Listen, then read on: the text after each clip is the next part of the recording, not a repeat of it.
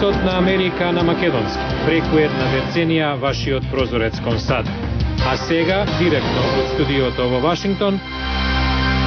Добро вечер. Ова е ТВ журналот Ньюсфлеш на Гласот на Америка на македонски. Со вас во оваа емисија ќе биде Јане Бојаджиевски. Соединетите американски држави го објавија годишниот извештај за верската слобода во светот. Во делот за Македонија се вели дека генерално се почитува тоа право, иако недостасува ефикасно имплементирање на законот. За ова на почетокот на емисијата. Стејт департментот ја истакнува законската рамка во Македонија во однос на верските слободи, меѓу што и новиот закон за антидискриминација, што возможува заштита против дискриминација базирана на верски убедувања. Владата генерално ја почитува верската слобода, но затоа забележува на пропусти во процедурата на регистрирање на верски заедници.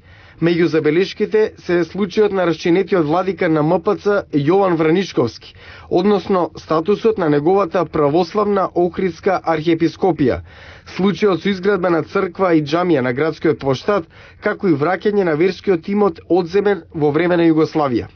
Во годишниот извештај за состојбата со верската слобода во светот, САД изразуваат најголема загриженост за 8 земји: Бурма, Кина, Еритреја, Северна Кореја, Саудиска Арабија, Судан и Узбекистан. Американски федерален суд во Њујорк одлучи дека танзаниецот Ахмед Гајлани не е виновен по сите, освен една точка од обвинението за заговор за бомбашки напад на две американски амбасади во Африка во 1998. Првиот притвореник од Гвантанамо изнесен пред цивилен суд беше ослободен од над 280 точки, но прогласен за виновен за заговор да уништи американски имот со експлозивна направа, за што може да добие минимум 20 години, а максимум доживотен затвор. Американскиот претседател Барак Обама планира средби со поранешни одбранбени и дипломатски водачи од двете главни партии, за да обезбеди поддршка за новиот договор за намалување на нуклеарното вооружување со Русија. Белата куќа јави дека претседателот Обама ќе продолжи да бара ратификација на новиот договор СТАРТ и покрај противењето на сенатските републиканци. Крстопат не само за компанијата, туку и за целата американска автоиндустрија. Вака председателот Барак Обама го карактеризира денешното продавање на акции на гигантот General Motors 16 месеци по банкротирањето на компанијата. Во 2009 владата и поземи на компанијата речиси 50 милиарди долари за да застане на здрави нозе.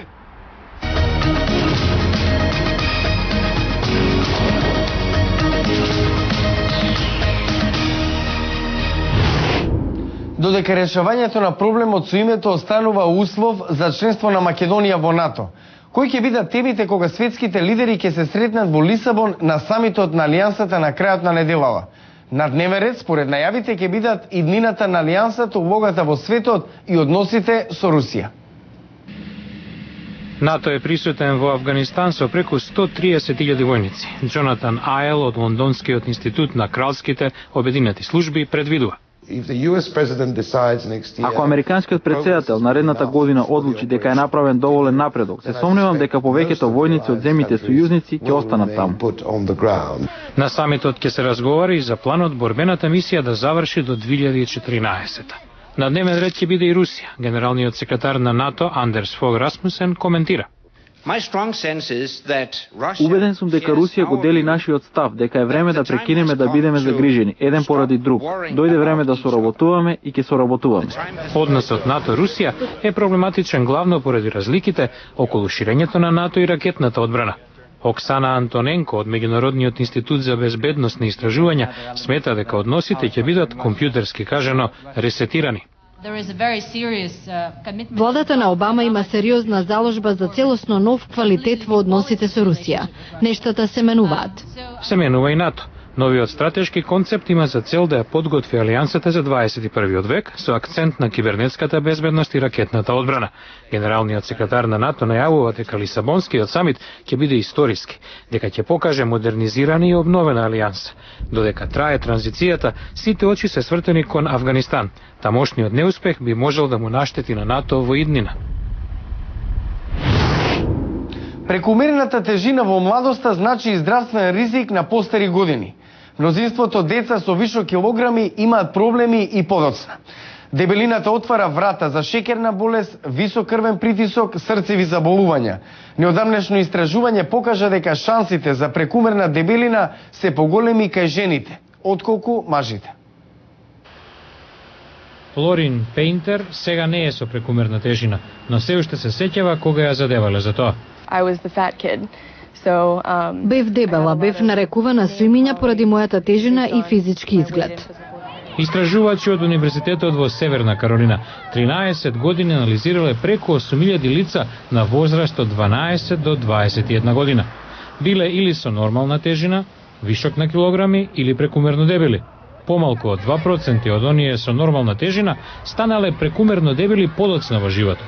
Но Пени Гордон Ларсен, една од авторките на истражувањето, вели дека мнозинството од оние кои веќе биле дебели, така и останале.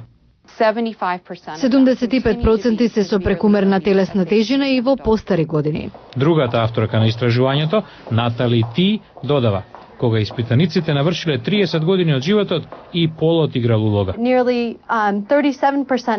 Речиси 37% од мажите кои биле дебели како адолесценти подоцна станале прекумерно дебели.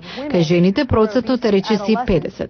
Американските деца не се единствени со вишок на килограми. Светската здравствена организација вели дека дебелината има епидемиски размери дури и во земјите во развој. А во утрешната емисија, вашингтонците го прифаќаат концептот што веќе се практикува во европските градови. Изнемување на велосипеди за олеснување на сообраќајот.